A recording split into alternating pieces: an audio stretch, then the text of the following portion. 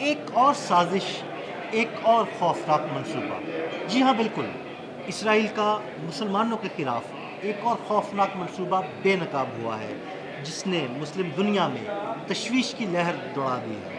یہ خوفناک منصوبہ کیا ہے؟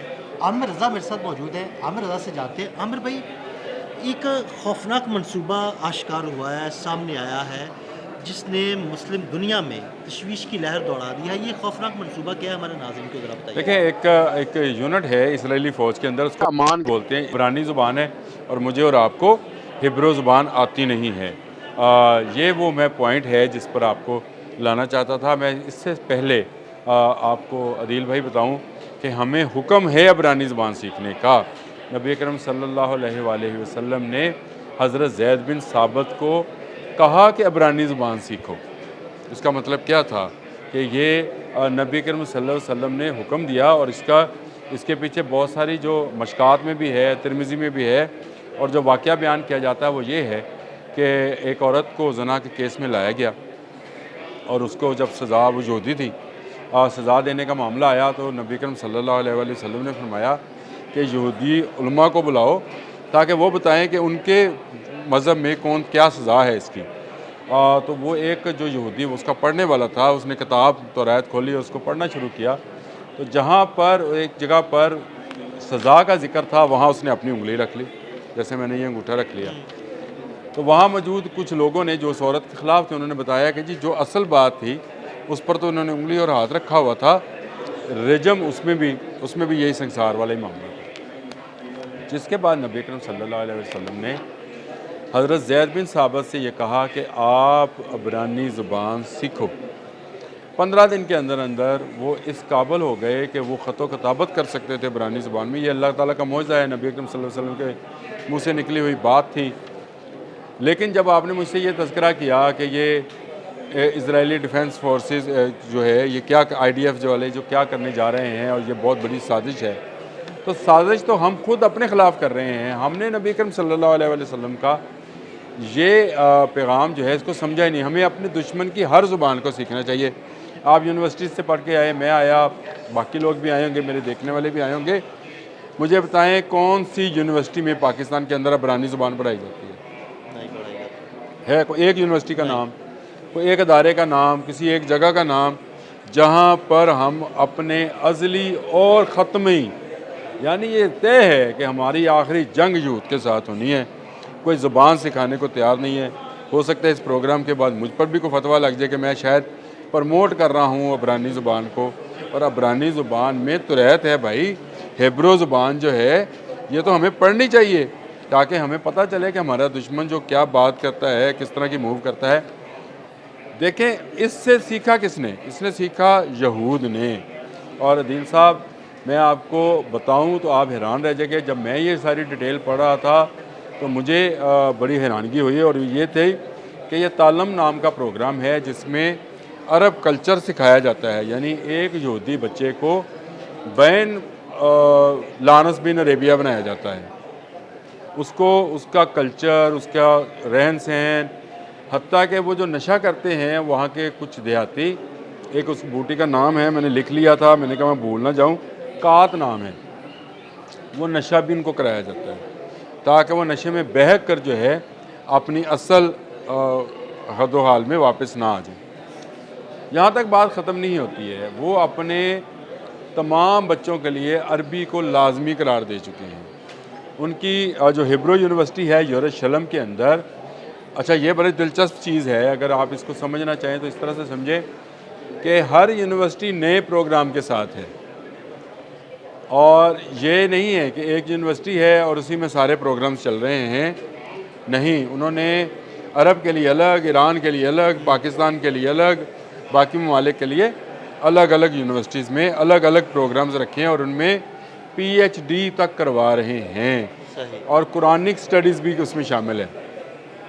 ہم قرآن کو عربی میں پڑھتے ہیں، سمجھنے میں اس میں آتی کچھ نہیں ہے، ہم اس کو رٹا رٹایا جو مولوی صاحب نے پڑھا دیا وہ پڑھتے ہیں، جو حافظ ہیں ہم سے ذرا پوچھیں جو آپ نے سورت پڑھی ہے اس کا ترجمہ کیا ہے، تفسیر کیا ہے، ان کو نہیں پتہ، لیکن یہودی پڑھا رہے ہیں۔ آپ یہ ذرا دیکھیں، یروشلم میں ہیبرو یونیورسٹی کے اندر جو پڑھائے جاتے ہیں مضامین، ان میں کلاسیکل اسلامی ادب ہے، عثمانی دور ہے ترکوں کا، اور جدید اسلامی طریقے ہیں۔ عربی، فارسی اور ترکی جو ہے بارلان یونیورسٹی میں پڑھائے جاتے ہیں، یہ ان کی کوئی یونیورسٹی ہے۔ پھر بن گورکان یونیورسٹی ہے جہاں پر مشرق وسطیٰ اور اسلامی افریقہ کو پڑھایا جاتا ہے۔ اس کے بعد ان میں حیفا یونیورسٹی ہے جہاں پر اسلامی ثقافت، جدید اسلامی سیاست، عرب معاشرہ پڑھایا جاتا ہے۔ یروشلم یونیورسٹی آف یروشلم کے اندر بین الزباں یعنی مذاہب کا تقابل جو ہے وہ پڑھایا جاتا ہے اور قرآنک اسٹڈی پڑھائی جاتی ہے، اور عبرانی اور عربی زبان کو لازمی قرار دیا جائے۔ مجھے بتائیں، نبی کرم صلی اللہ علیہ وسلم نے تو ہمارے لیے یہ پیغام چھوڑا کہ ہم دشمن کی زبان کو سیکھ کر رکھیں، اس دشمن کو جو کہ ابد تک ہمارے ساتھ جانا ہے۔ یاد رکھیے قیامت تک دو قوموں نے رہنا ہے، ایک مسلمان ہیں اور دوسرے یہود ہیں، اور یہود کی زبان کو ہم یہاں پر نہ سیکھتے ہیں نہ سکھاتے ہیں، لیکن وہ کیا کر رہے ہیں، وہاں پر بلوچی زبان کا پروگرامز بھی ہو رہے ہیں، وہاں پر علاقائی زبانوں پر کام کیا جا رہا ہے، سکھائی جا رہی ہے۔ جی بلوچستان میں ہم فتنہ الہندوستان سے نبرد ازماں ہیں، ان کے ساتھ جو ڈیلنگ ہے وہ کس زبان میں کی جاتی ہے؟ وہ کوئی آ کے عبرانی یا ہیبرو زبان نہیں بول رہے ہوتے ہیں، وہ بلوچی وہ بلوچی زبان میں کی جاتی ہے۔ اسی طرح دنیا کے جس ملک میں، آپ مجھے بتائیں، وہاں اردو کے 30 سے زیادہ پروگرام ہیں، اردو کا رہن سہن، اردو کے بول چال، اردو کے لوگوں کا، یہاں کے لوگوں کا، پنجابیوں کا اردو ایکسنٹ اور سندھیوں کا اردو ایکسنٹ، یہاں تک کام کیا جا رہا ہے۔ اور یہاں پر ہمیں آج تک، مجھے آج اپنی ریسرچ تک، کل سے یہ بات چل رہی تھی آپ کی میرے درمیان، ایک یونیورسٹی میں کوئی ایک پروگرام، کوئی ایک معلم، کوئی ایک تعلیم کا استاد ایسا نہیں ملا جس کو ہیبرو زبان آتی ہے۔ اچھا عامر بھائی، اس ساری صورتحال کا بڑا سادہ سا مطلب یہ ہے کہ وہاں پر ایک یہودی کو یا یہودی فوج میں موجود جتنے فوجی ہیں ان کو عربی زبان سکھا کر، ان کو عربی کلچر سکھا کر مستقبل میں ایک جاسوس کے طور پر بھی پلانٹ کیا جا سکتا ہے ان ملکوں میں۔ اچھا، کیا جا سکتا ہے؟ عدیل صاحب آپ تو بڑے، تو آپ کے خیال میں ان کو اردو اس لیے پڑھائی جا رہی ہے کہ وہ مہدی حسن کی غزلیں سنائیں گے؟ ان کو عربی اس لیے پڑھائی جاتی ہے کہ وہ جو بڑی مشہور گائکہ تھی مصر کی، اور پتہ نہیں کیا لیلا کر کے نام تھا ان کا، اس کے گانے گائیں گے؟ اور بھائی یہ ہمارے دشمنی کے لیے سکھائی جا رہی ہیں۔ یہ زبان سیکھنے کا مطلب، یہ ثقافت سیکھنے کا مطلب یہ نہیں ہے، یہ آلریڈی وہ پلان ہے جس پر عرب دنیا میں کام کیا جا چکا۔ کون وہاں پر کون سی خاتون اور کون سا مرد یہودی اور مسلمان کے لبادے میں ہے، کسی کو کچھ پتہ نہیں ہے۔ یہی حال ہے، کیونکہ وہ تو ان کا آپس میں رہن سہن ایک جیسا بھی تقریباً ہے اور آپس میں انٹریکٹ بھی کرتے ہیں، لیکن یہ پاکستان جیسا ملک جو ان کے لیے بہت اس وقت سب سے بڑا دشمن ہے، اس کے بعد فارسی بولنے والے ایرانی ہیں، پھر ترک بولنے والے ترکی ہیں۔ نہیں مطلب پاکستان کی تو ساتھ یہاں دیکھیں تو ان کو اگر بلوچی زبان سکھائی جائے گی تو بلوچی اور جو سکھائی جا رہی ہے یہاں پر بلوچی زبان سکھا کر پلانٹ کرنا اپنے جاسوس کو، تاکہ وہ ایران پہ بھی نظر رکھ سکے کیے اور ہوئے ہیں۔ پاکستان پہ میں بھی تو آپ سے یہ کہہ رہا ہوں کیوں ہیں، بالکل۔ دیکھیں ہمیں اپنی ہسٹری کو بھی دیکھنا چاہیے نا۔ آپ مجھے بتائیں، یہ لارنس روڈ جو ہے لاہور کا، یہ کس کے نام پر ہے؟ لارنس آف عربیہ کے نام پہ ہے۔ اور پورے عرب میں عثمانی ترکوں کی سلطنت کو ختم کرنے میں سب سے زیادہ کام کس نے کیا تھا؟ لارنس آف عربیہ نے، ایک یہودی تھا۔ اور مجھے بتائیں، صلاح الدین ایوبی کو جو خواب آیا تھا وہ کس کے متعلق آیا تھا؟